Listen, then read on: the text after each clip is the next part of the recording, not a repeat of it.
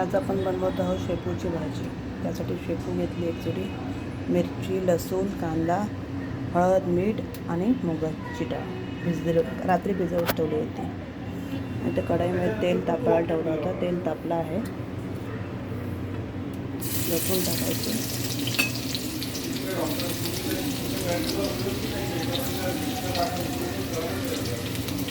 मिरची टाकली की तेल उडेल, मिरची टाकायचं आणि मग कांदा आणि हे चांगलं लाल होऊन द्यायचं।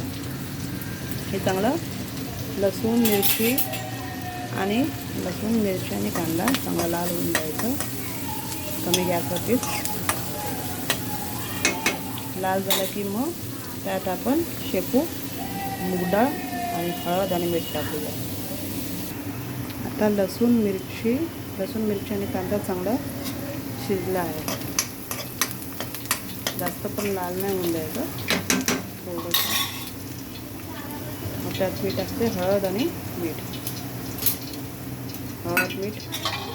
1-2 सेकंदासाठी शिजवून घ्यायचं। चांगले मिक्स करून घ्यायचं सगळीकडे।